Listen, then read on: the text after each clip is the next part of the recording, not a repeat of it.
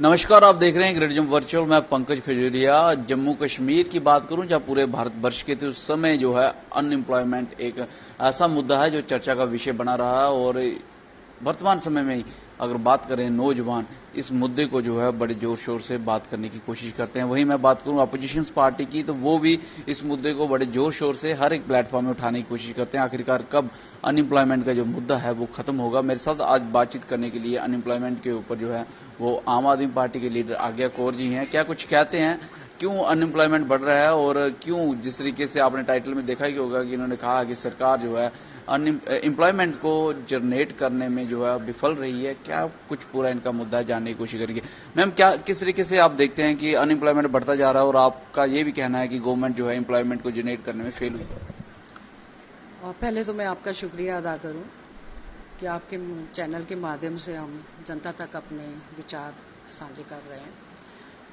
तो ऐसा है कि अनएम्प्लॉयमेंट जो बेरोजगारी है, इसको एक समस्या के तौर से ना लें, ये एक मुद्दा बन चुका है। ऐसा मुद्दा, ऐसी बीमारी कह सकते हो कि जिसका अब कोई मतलब लाइलाज बीमारी बन चुकी है, एक महामारी टाइप। इसको गंभीरता से कभी किसी ने लिया ही नहीं। इसको एक समस्याओं से साथ जोड़कर आज तक हम भी पढ़ते आए हैं कि जैसे समाज की कुछ बुराइयां, बेरोजगारी, रिश्वतखोरी, बेईमानी, भ्रष्टाचार, तो इस तरह से जोड़ के आगे की समस्याओं पर ध्यान दिया गया, जबकि बेरोजगारी से ही निकली हुई ये समस्याएं थी।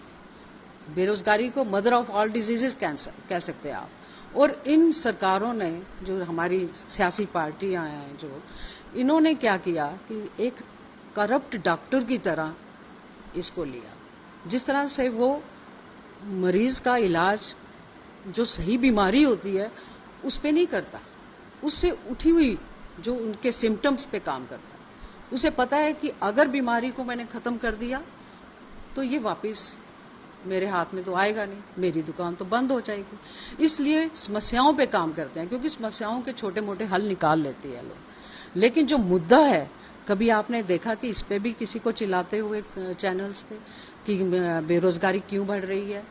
आपकी सरकार के होते ये था, एक दूसरे को कभी नहीं बोलेंगे, इस पे कभी चर्चा नहीं होती। बेरोजगारी तो हमेशा चर्चा का विषय रहता ही है ना, खासकर जब इलेक्शंस का समय रहता है। और अभी आप भी आम आदमी पार्टी से, आप भी इस पे चर्चा करें।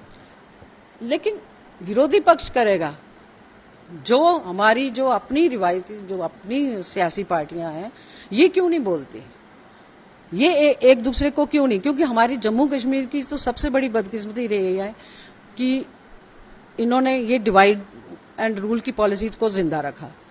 उसी पे तो देश का भी विभाजन हुआ, वही बात आज तक चल रही है।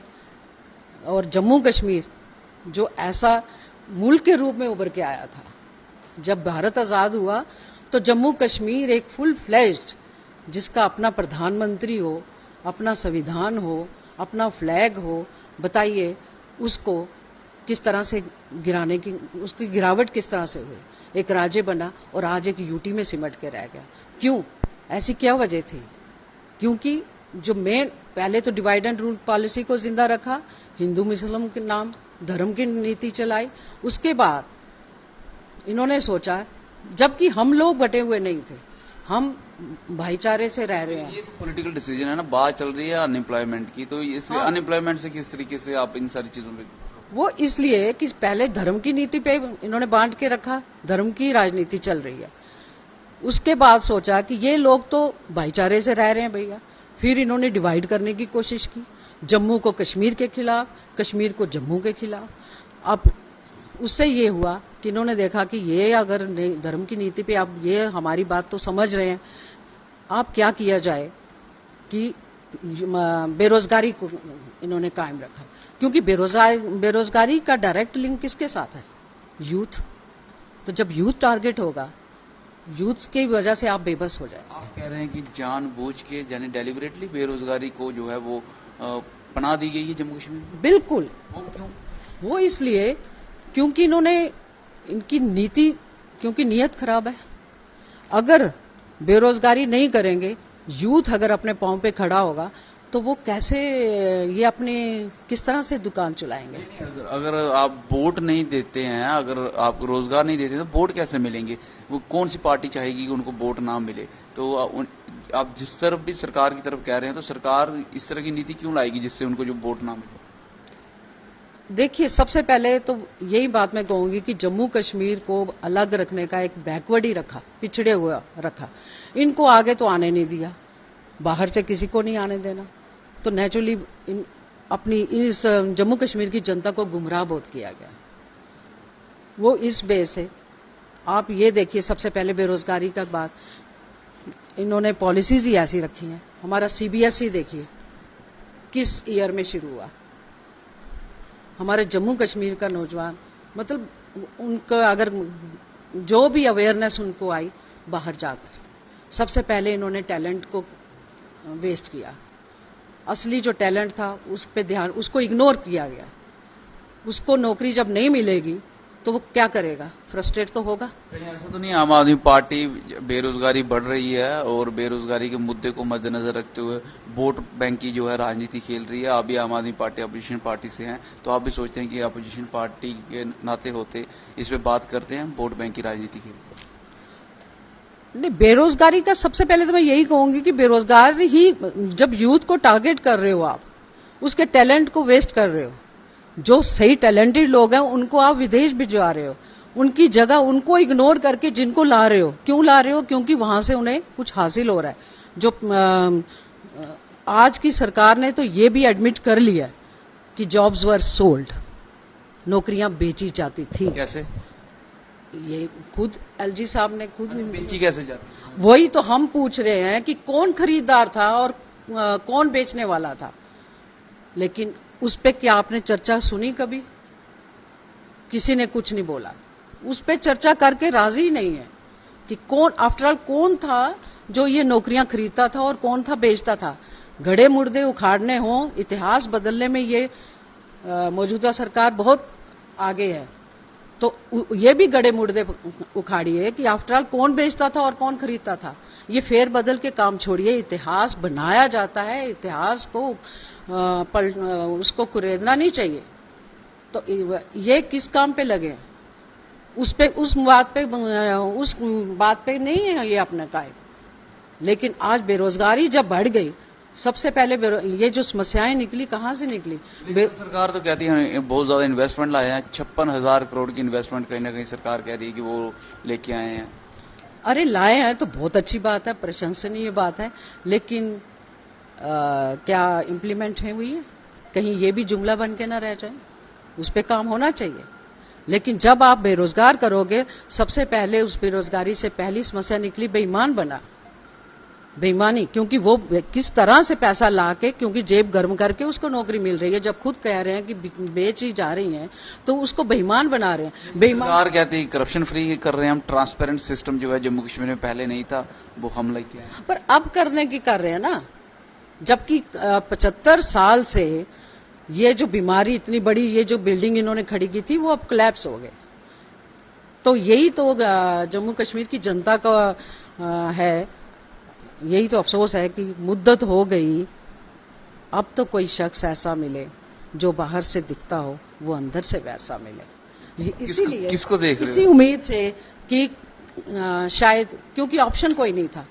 आज तक जनता से इन्होंने किस तरह से वोट हासिल किए, जनता को गुमराह किया गया, और जनता जो थी इनकी लड़ाई लड़ती रही कि इस बार इस पार्टी को नहीं, इस पार्टी को दे। आम आदमी पार्टी से आप इसको कैपिटलाइज करने की कोशिश कर रहे होंगे इस मुद्दे को? नहीं, हम उसी बात पे आ रहे हैं कि जब आपके पास कोई ना हो, क्योंकि आज तक जनता समझ ही नहीं पाई कि ये चल क्या रहा है, हमारे साथ हो क्या रहा है, और वो क्या करते रहे, इनकी लड़ाई लड़ते रहे। लेकिन आज जनता से अपील करते हैं कि भैया आप अपनी लड़ाई लड़िए। इस वक्त लड़ाई जनता की है। ऐसे चेहरों को मत की, अब धर्म की राजनीति पर मत चलिए, कर्म की राजनीति होनी चाहिए। शोहरत और नाम से काम नहीं चलेगा। अब काम पे ध्यान दीजिए, किसी सूरत पे मत जाइए, उनकी सीरत पे जाइए। क्योंकि आज जो चेहरे जो चोले बदल के आ रहे हैं, चेहरे वही हैं। क्योंकि जनता सब जानती है कि ये हमारे साथ क्या करके गया है। ये आम आदमी पार्टी के पॉलिटिक्स का तरीका भी तो हो सकता है इस तरीके से लोगों को गुमराह करने। अरे आम आदमी पार्टी तो अभी नहीं आ रही है, उनको तो अभी उनको कहाँ अभी मौका मिला है। तो तभी तो वो ऐसा कह रहे हैं, वो तभी तो कह रहे हैं चोले बदल के आ रहे हैं, चेहरे वही हैं, तो तभी तो बोल रहे हैं। अरे ये वो क्या बोलेंगे, ये जम्मू कश्मीर की जनता बोल रही है, क्योंकि आम जनता ही तो प्रभावित हुई है। ये जो देखिए, इन्होंने मतलब जनता के साथ जब धोखा किया है, जनता को किस तरह से बेबस कर दिया है कि आज हम जब डोर टू डोर कैंपेन करने जाते हैं तो आप देखते हैं कि बहुत बड़े बड़े घर लोग बना के बैठे हैं, लेकिन उसमें कौन है, सिर्फ माँ बाप बैठे हुए हैं। आज इन्होंने घर खाली कर दिए हैं, मोहल्ले खाली कर दिए हैं, राज्य खाली कर दिए, पूरा देश खाली कर दिया है, बच्चे बाहर भेज दिए। अब जो उनकी जगह रिप्लेसमेंट लाई है, आज हमारे स्कूल, हमारे हॉस्पिटल एक डम्मी का रूप है। आज और इससे प्रभावित कौन है, जनता प्रभावित है। आम आदमी पार्टी आएगी तो एम्प्लॉयमेंट जनरेट होगी, और कैसे? देखिए काम होगा, सबसे पहले शिक्षा और अस्पताल। एम्प्लॉयमेंट कैसे जनरेट? एम्प्लॉयमेंट वही उसी बात पे आ रहे हैं कि जब आपने हमें रास्ता ही बाहर का दिखाया है। आज की आपकी देखिए, आज की जो जनरेशन है, इसने कहाँ से सीखा, कोचिंग की है तो दिल्ली जाकर या चंडीगढ़, इलाज कराने जाते हैं तो दिल्ली जाते हैं या पंजाब जाएंगे, और अगर यहाँ पे जो बैठा है वहां के लोग, वहां का डॉक्टर, वहां का टीचर यहाँ आके वीकडेज में यहाँ आके तो सिखाता है, तो क्यों ना हम उस दिल्ली मॉडल को ही यहाँ ले आए, क्योंकि इनको पता है कि असली एम्प्लॉयमेंट कैसे जनरेट होगी। युवा ये जानना चाहता है, आम आदमी पार्टी आएगी तो एम्प्लॉयमेंट कैसे जनरेट होगी। एम्प्लॉयमेंट देखिए, जब इन्होंने जब खत्म ही कर दिया है, आज देखिए जो सीपीएससी का जो डाटा है कि हर साल स्तर नौकरी का नीचे जा रहा है। क्यों जा रहा है? क्योंकि पैसा नहीं लगा रहे इकोनॉमी में। पैसा नहीं लगाओगे तो इंडस्ट्रीज नहीं होंगी, इंडस्ट्रीज नहीं होंगी तो जॉब्स कैसे क्रिएट होंगे। तो कोशिश तो यही रहेगी कि जहां लीकेज होती है, भ्रष्टाचारी का जो है, उस पैसे को किस तरह से यूज किया जाए। और वो दिल्ली में आप देख चुके हैं, पंजाब में देख रहे हैं किस तरह से पैसे को जो इन लोगों की जेब से अब निकालना पड़ेगा, और ये नौजवान कर सकता है इसे, क्योंकि नौजवान ही आप इतिहास देख लीजिए। अभी हमने ये भगत सिंह जी का जन्मदिन मनाया है 28 सितंबर को, तो आप देख सकते हैं कि किस तरह से हमारे उस वक्त के नेशनल लीडर्स ने इनका सहारा लिया था। नौजवान की ही कंट्रीब्यूशन से अपना देश आजाद करवाया। तो क्या आज हम नौजवान की अगर हेल्प लें, हमारे they are full of energy, power house of the society, they can change the destiny of your country. तो उनकी क्यों इन्वॉल्वमेंट ना किया जाए, उनको क्यों इस तरह से हम बिट्रे करें कि वो किसी ये जो है एंटी सोशल एक्टिविटीज में, उन अफेयर्स में इन्वॉल्व हों। उनको अगर सही वक्त पे उनको अगर दिया जाए, उनको प्लेसमेंट उनकी हो जाए, तो वो इस रास्ते पे जा ही नहीं सकते। और जबकि हमारी सियासी पार्टियों ने क्या किया कि सबसे पहले उनको बेरोजगार करके इतना फ्रस्ट्रेट कर दिया कि उन्हें बेईमान बना दिया, भ्रष्टाचारी बना दिया, रिश्वतखोर बना दिया, और एंड में दहशतगर्द भी बना दिया।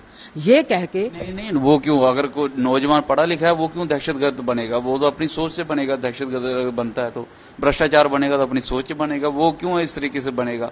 उसकी एजुकेशन हो रखी है, वो तो इस तरह का तो वाक्य तो नहीं होना चाहिए।